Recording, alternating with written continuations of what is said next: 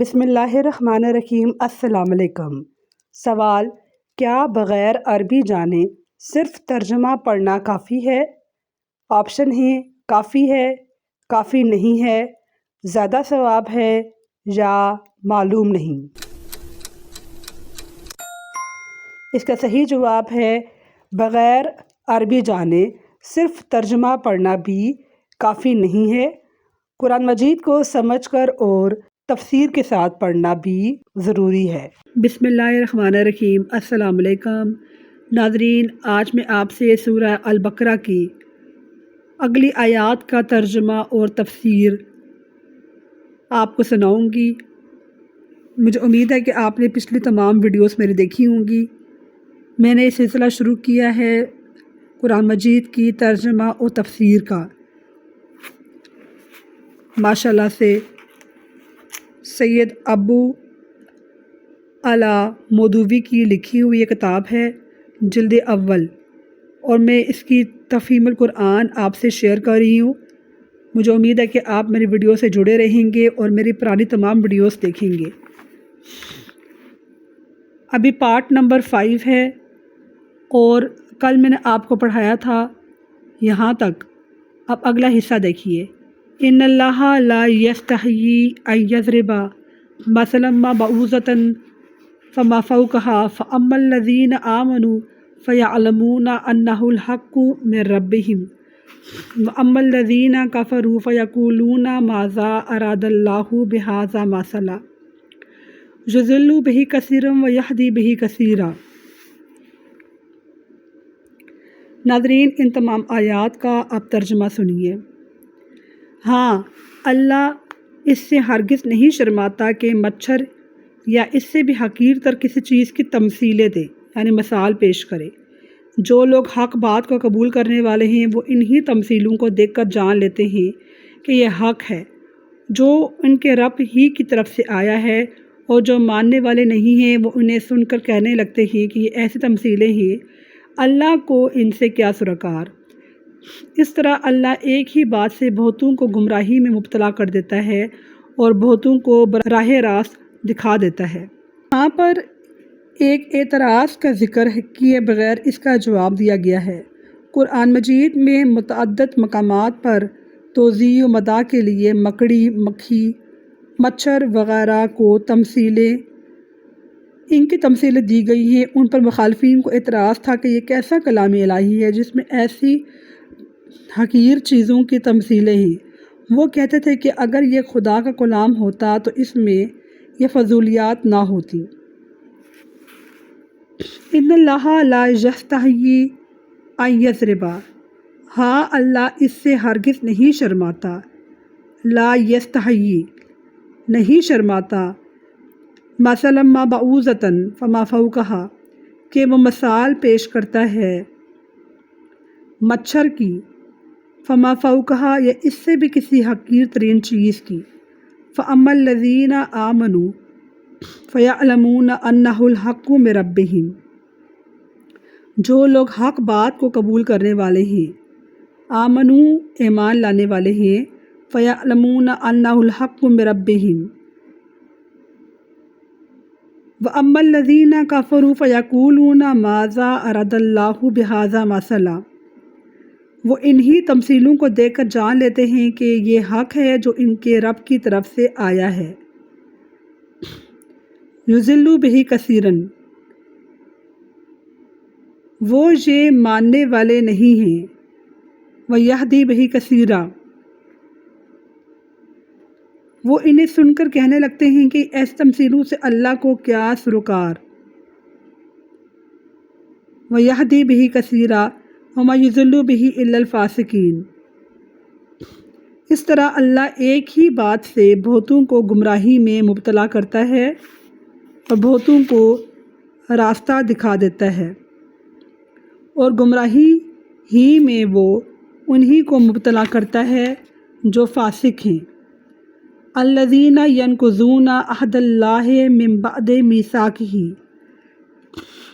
اللہ کے عہد کو مضبوط باندھ لینے کے بعد توڑ دیتے ہیں۔ اللہ میاں فاسقوں کی بات بتا رہے ہیں۔ وَيَقْطَعُونَ مَا أَمَرَ اللَّهُ، اللہ نے جسے جوڑنے کا حکم دیا ہے اسے کاٹ دیتے ہیں۔ وَأَن يُوصِلَ وَيُفْسِدُونَ فِي الْأَرْضِ، اور زمین میں فساد برپا کرتے ہیں۔ وَيَقْطَعُونَ مَا أَمَرَ اللَّهُ بِهِ أَن يُوصِلَ وَيُفْسِدُونَ فِي الْأَرْضِ أُولَٰئِکَ هُمُ الْخَاسِرُونَ، اور حقیقت میں یہی لوگ نقصان اٹھانے والے ہیں۔ یعنی جو لوگ بات کو سمجھنا نہیں چاہتے، جو لوگ بات کو سمجھنا نہیں چاہتے، حقیقت کی جستجو ہی نہیں رکھتے، ان کی نگاہیں تو بس ظاہری الفاظ میں اٹک کر رہ جاتی ہیں، اور وہ ان چیزوں سے الٹے نتائج نکال کر حق سے اور زیادہ دور چلے جاتے ہیں، برعکس اس کے جو خود حقیقت کے طالب ہیں اور صحیح بصیرت رکھتے ہیں، ان کو انہی باتوں میں حکمت کے جوہر نظر آتے ہیں، اور ان کا دل گواہی دیتا ہے ایسی حکیمانہ باتیں اللہ ہی کی طرف سے ہو سکتی ہیں۔ مطلب یہ ہے کہ اللہ میاں جو قرآن مجید میں مثالیں پیش کرتے ہیں مکھی کی، مچھر کی، تو یہ جو فاسق لوگ ہیں یہ مذاق اڑاتے ہیں، کہتے ہیں کہ اللہ میاں اتنی حقیر چیزوں کی مثالیں کیوں پیش کرتے ہیں۔ در حقیقت یہ کیا کرتے ہیں کہ الفاظ اور سامنے جو چیز نظر آ رہی ہے اس میں اٹک جاتے ہیں، اور وہ اس سے الٹے نتائج اخذ کرتے ہیں اور دور چلے جاتے ہیں، برعکس اس کے جو خود حقیقت کے طالب ہیں، مطلب جو عقل مند لوگ ہوتے ہیں، مومن، سچے مومن ہوتے ہیں، وہ حقیقت کے طالب ہوتے ہیں اور صحیح بصیرت رکھتے ہیں، ان کو ان باتوں میں حکمت کے جوہر نظر آتے ہیں، اور ان کا دل گواہی دیتا ہے کہ ایسی حکیمانہ باتیں اللہ کی طرف سے ہو سکتی ہیں۔ فاسق لوگ اللہ میاں کی ان مثالوں کو دیکھ کے مذاق اڑاتے ہیں، اور جو مومن لوگ ہوتے ہیں وہ ان باتوں سے مزید ان کا ایمان پختہ ہوتا ہے، اور وہ انہی باتوں میں حکمت کے ان کو جوہر نظر آتے ہیں، اور ان کا دل گواہی دیتا ہے کہ ایسی حکیمانہ باتیں اللہ ہی کی طرف سے ہو سکتی ہیں۔ فاسق نافرمان اطاعت کی حد سے نکل جانے والے بندے کو کہتے ہیں۔ بادشاہ اپنے ملازموں اور رعایا کے نام جو فرمان یا ہدایت جاری کرتا ہے، ان کو عربی محاورے میں عہد سے تعبیر کیا جاتا ہے، کیونکہ ان کی تعمیل رعایا پر واجب ہوتی ہے۔ یہاں عہد کا لفظ اسی معنی میں استعمال ہوا ہے۔ اللہ کے عہد سے مراد اس کا وہ مستقل فرمان ہے جس کی روح سے تمام نوع انسانی صرف اس کی بندگی کرتے ہیں۔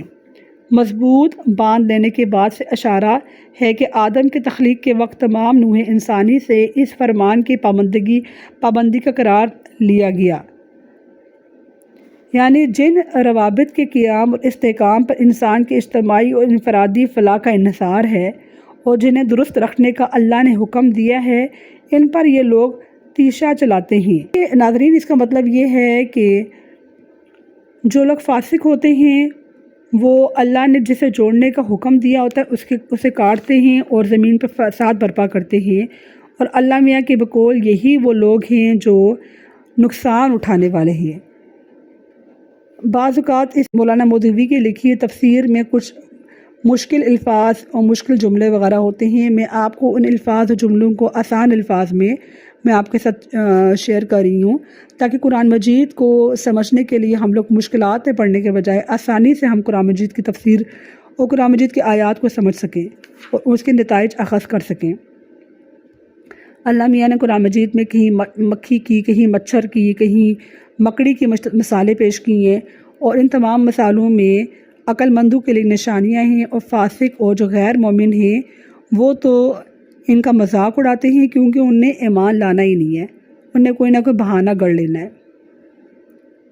کیف تکفرون باللہ وکنتم امواتا فاحیاکم ثم یمیتکم ثم یحییکم ثم الیہ ترجعون۔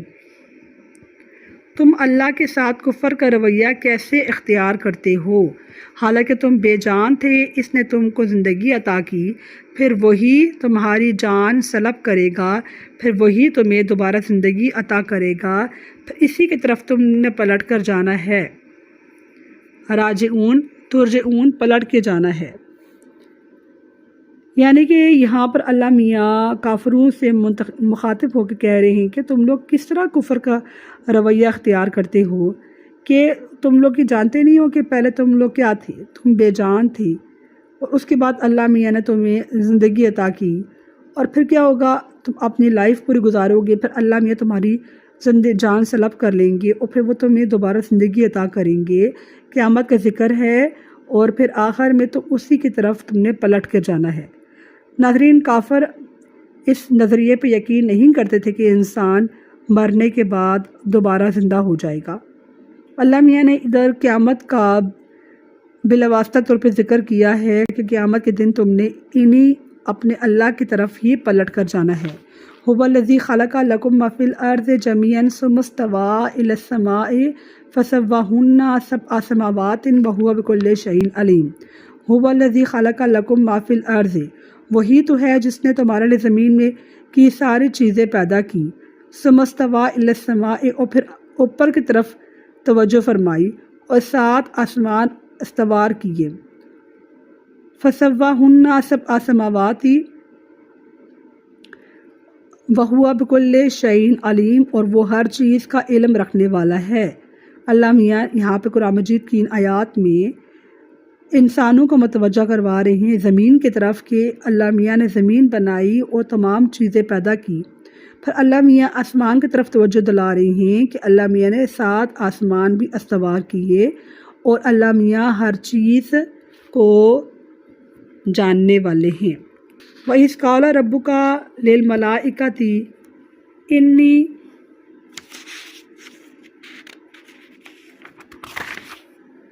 جَاعِلٌ فِي الْأَرْضِ خلیفہ۔ پھر ذرا اس وقت کا تصور کرو جب تمہارے رب نے فرشتوں سے کہا تھا کہ میں زمین میں ایک خلیفہ بنانے والا ہوں۔ صدق اللہ العظیم، جزاک اللہ۔ ناظرین، میری ویڈیوز کے ساتھ اٹیچ رہیے اور میرے چینل پہ آگے آنے والی تمام ویڈیوز دیکھیے اور ان کو صدقہ جاریہ سمجھ کے شیئر بھی کیجیے۔ اپنے دعاؤں میں یاد رکھیے گا۔ شکریہ۔ اللہ حافظ۔